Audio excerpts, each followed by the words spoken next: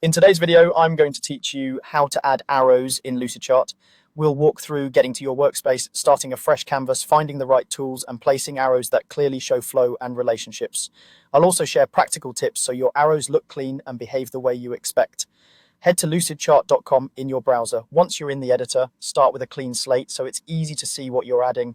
Choose a blank diagram to open an empty canvas. This gives you plenty of space and avoids any template styling that might get in the way while you learn. Look to the left side of the screen for the Shapes panel. If you don't see it, expand the left sidebar or click the Shapes icon to reveal it. You can scroll through the libraries or use the search bar at the top if your list is long. Make sure the Lines and Arrows section is visible. This is where you'll find basic lines, connectors, and various arrow styles. Now add an arrow, click and hold on the arrow you want, then drag it onto your canvas and release. You can place it anywhere and adjust it later. To keep the arrow perfectly horizontal or vertical as you move or resize it, hold the Shift key while dragging an endpoint. If you're connecting shapes, drag an endpoint to a shape's connection point until it highlights, then release to snap it in place. Lucidchart will anchor it so the arrow stays attached if you move the shape.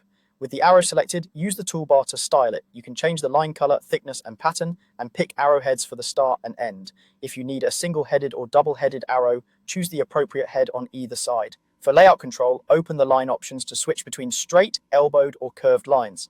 Drag the midpoints to adjust bends, and use the circular handles to refine curves. The grid and snap settings help keep everything aligned. If you need finer control, zoom in and nudge with your keyboard arrow keys. To connect more elements quickly, duplicate an arrow by holding Alt or Option while dragging it, then reposition and reconnect the ends. If an arrow is behind another object, right-click and adjust the order so it sits on top.